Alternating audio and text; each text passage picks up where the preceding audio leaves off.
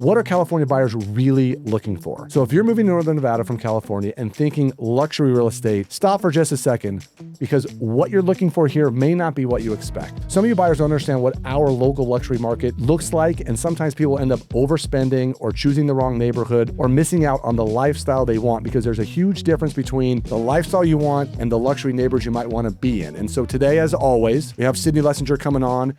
And because we're getting more and more calls and more interest from people coming from California that are looking for, and I don't want to say anything over $1 million is luxury, but it's definitely not affordable for many. We have lots of options between $1 million and you can go up to $3 or $4 or $5 million these days. We want to talk to you about some of the areas, some of the neighborhoods, some of the things that people need to know when they're looking for these things. And so that's why I always want to bring you on, because you're the one that's in the car driving these people around.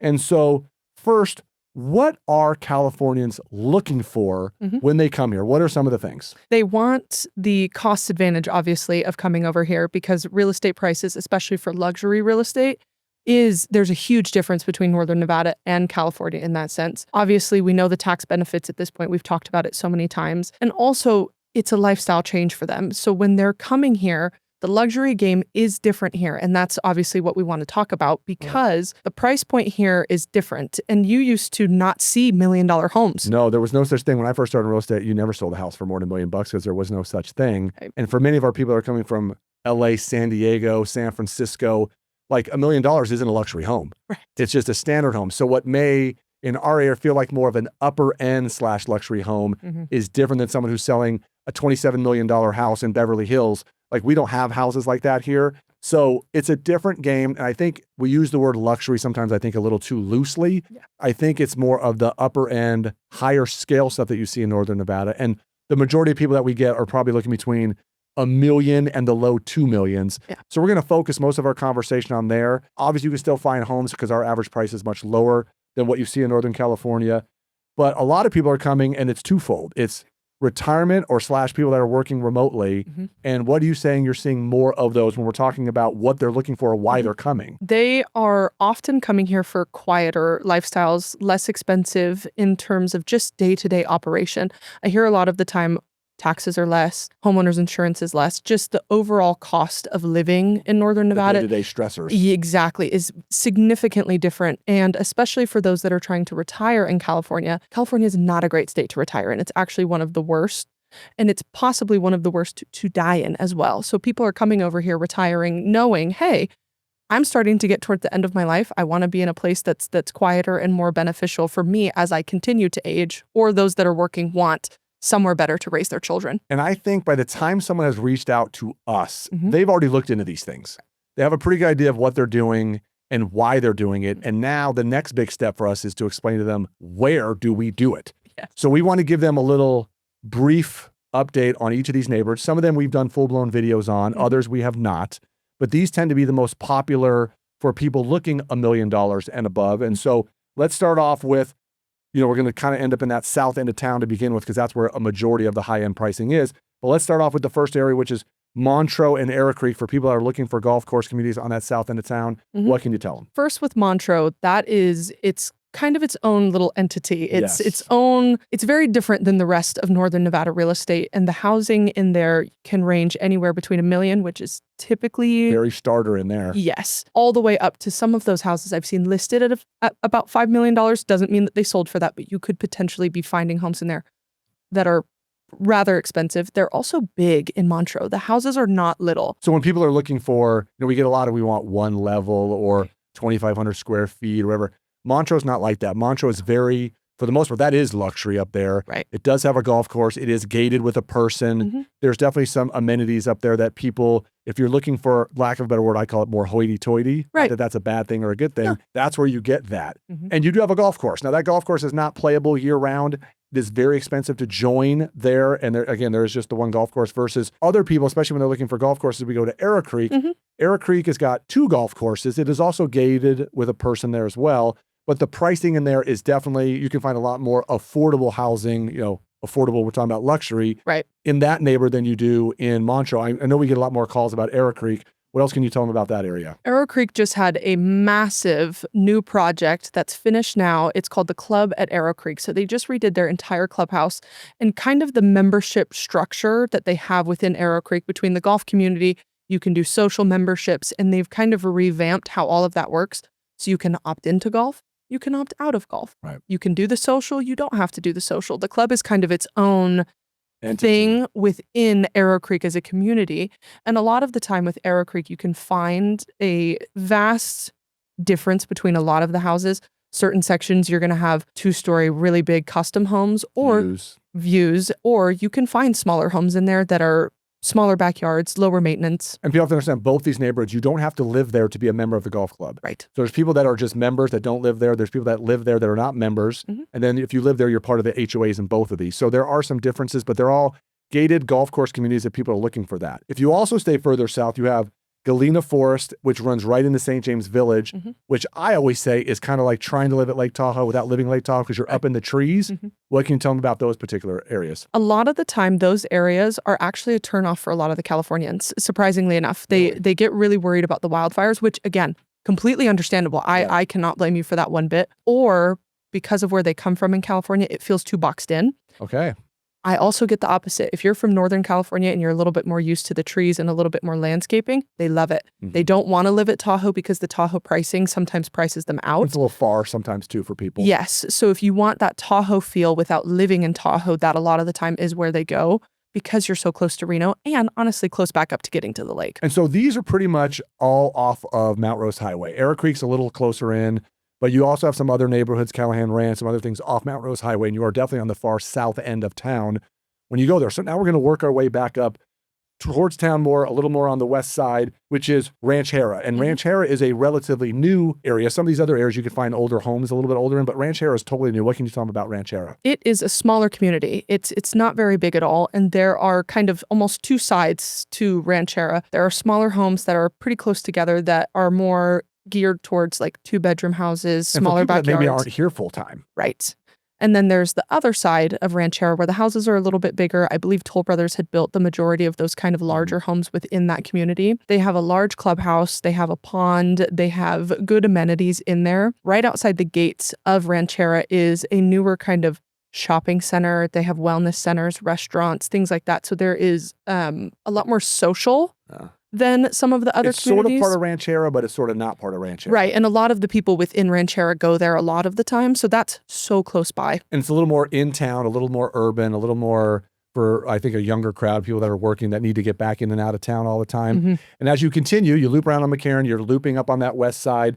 Then we get into the area that's a little more established, especially for Californians that like older properties. When you get into Cullen Ranch and Old Southwest Reno, and when people are in those areas, it's a little more challenging in the fact that pricing can be all over the board, lots, prices. You can find all kinds of different stuff over there. But when people look in those areas, it's funny. When I came here, I just showed 2 houses in that neighborhood.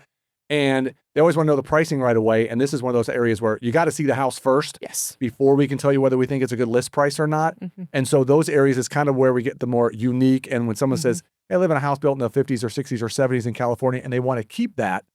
We don't have tons of that. So these areas, usually people have to see a few more homes before they're willing to pull the trigger. Definitely. They are interesting in the terms of you can find really large lot sizes with large custom homes all the way to semi-customs, potentially even master planned in Cullen Ranch. You can find gated, you can find not gated. The variety in there is a lot. And like you had said, you need to see the properties before you can really make an informed decision about them. And which leads us right into 2 areas. One, I call it, the far north end of town, which is Northwest Reno and Somerset. And then the total opposite end of town, which is on the other side of South Virginia, DeMonte Ranch. And you can find what I would call, $1.5 million plus homes that are somewhat luxury, a lot of construction built by Toll Brothers. There are some custom homes in both those areas.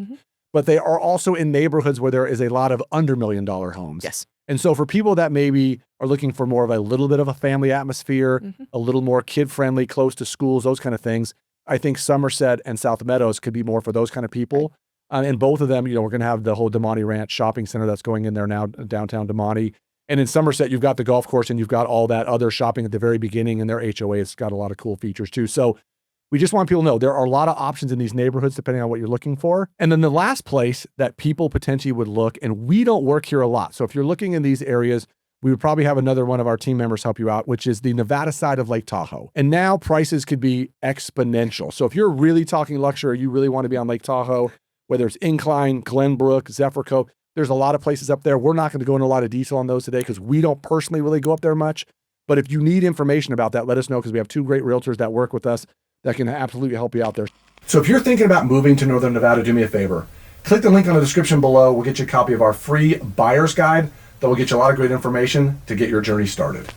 When we look in these neighborhoods, we sort of made a list here of some of the things that they're typically looking for and what they're wanting.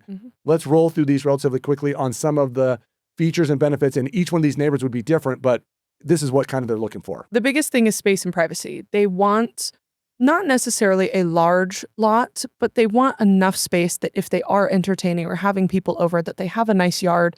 A lot of the time they don't want houses looking in at their backyard. So corner lots or the edge of the neighborhood, just kind of a little bit more removed, but still part of the community. So you don't feel like you're isolated either. And the amenities, it depends. Like the gated man communities, a lot of them have great amenities, but you can also live in neighbors like Callahan Ranch and Saddlehorn, which there are no amenities. Right. And they're just regular neighbors. So depending on what people are looking for, if they want to be in an HOA or not, what fees they want to spend. Some of these, again, clubhouses, gyms, pickleball courts, tennis courts, walking paths.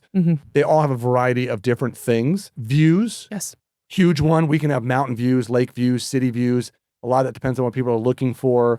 And then again, more modern luxury houses versus more rustic, older. Right. We have the variety. So do people ask about these things a lot? Are they looking for, or they usually kind of know what they're looking for once they start? They usually know what they're looking for. I will say, though, it does typically change.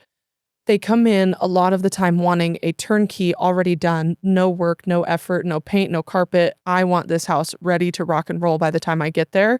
And I can't blame them for that. But a lot of the time we have to adjust the expectation to that because some of these neighborhoods like Collin Ranch, for example, some of those homes do need a little bit of work where the bones are really good, the structure is really nice, it's in a great location, but it might need a little bit of help. And the only other question we get sometimes, because a lot of these people that are coming here are not done working yet, or they travel a lot, is airport proximity. Yes. Our airport's right in the middle of town. None of these neighborhoods, unless you get really tucked back up in, Montreux or way up the mountain up that way, or you end up in the very back ends of ArrowCreek or Somerset. Right. Most places you're not going to be more than 25 minutes from the airport.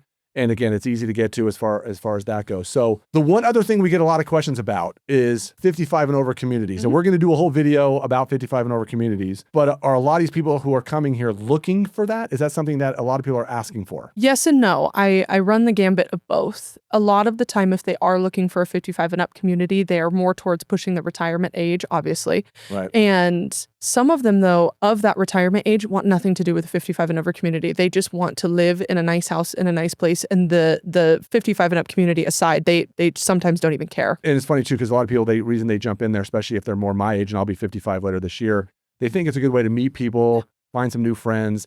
And again, I think the group that are moving in there that are more 55 versus the group that's more 75, it's a different dynamic. I know some people just want to be in there because they don't want to be around families and kids. And that's okay too, as far as that goes. So let's give them some tips and some things. Because again, California is going to be more expensive than we are, but we are definitely more expensive than I think people feel it is or going to be. What do you think about our pricing? And when people start asking about how much do I offer on a house, what kind of things are coming up? It's interesting. If they are cash, sometimes they do go to a little bit the extreme of thinking that homes are way, way overpriced here because they didn't adjust the expectation of, yes, sometimes we do have a $1.5 million house that seems like it's overpriced, but when you run the comps, it isn't.